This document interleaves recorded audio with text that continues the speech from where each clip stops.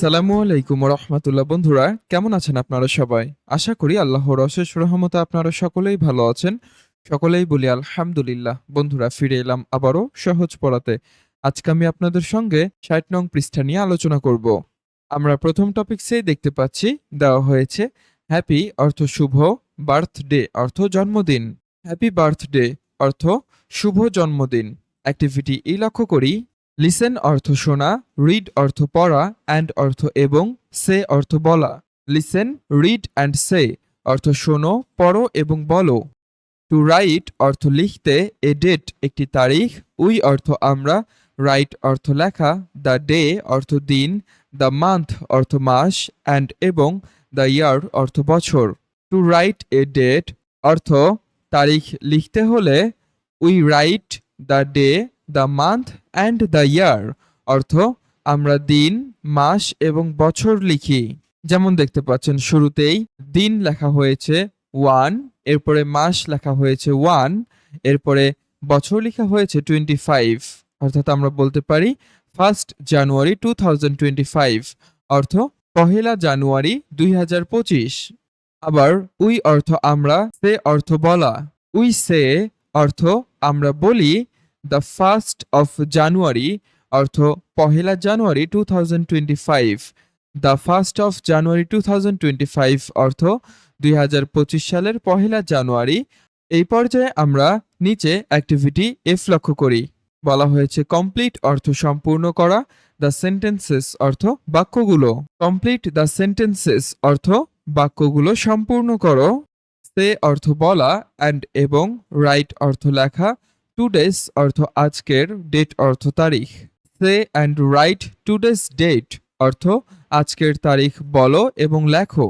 তো নিচে কিছু শূন্য স্থান দেওয়া হয়েছে, আমরা এগুলো ফিল আপ করবো। প্রথমে বলা হয়েছে দ্য মান্থ ইজ অর্থ মাসটি হলো, ফাঁকা স্থানে লিখব জুন।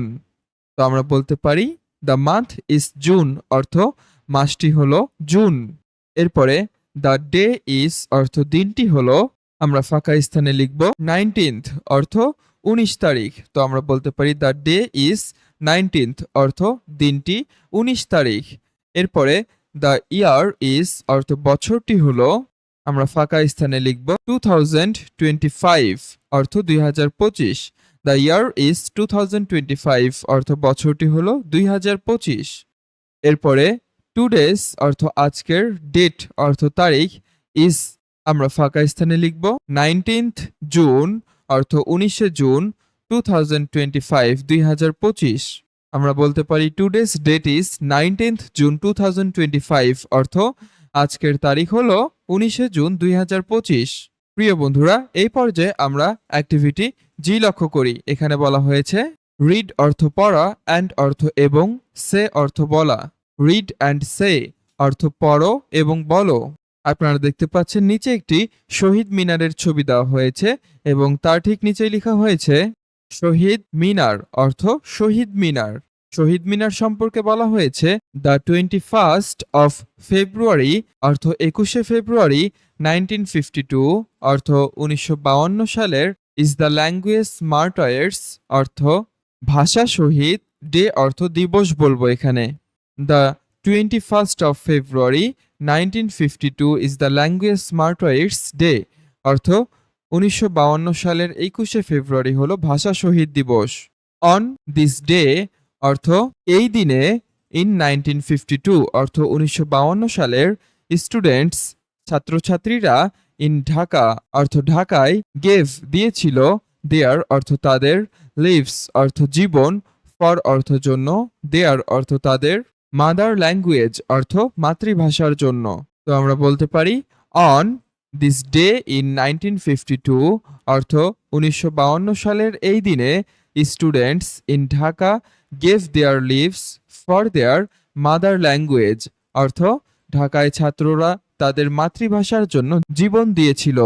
দ্য ডে অর্থ দিনটিকে, ইজ নাও এখন, কল্ড ডাকা হয় বা বলা হয়, ইন্টারন্যাশনাল অর্থ আন্তর্জাতিক, মাদার ল্যাঙ্গুয়েজ ডে অর্থ মাতৃভাষা দিবস।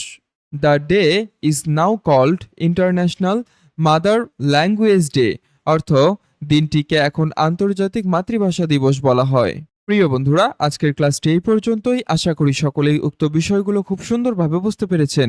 ভিডিওটি ভালো লাগলে অবশ্যই লাইক কমেন্ট করে সাথে থাকবেন। দেখা হবে পরবর্তী টিউটোরিয়ালে। ততক্ষণ পর্যন্ত ভালো থাকবেন, সুস্থ থাকবেন। আল্লাহ হাফেজ।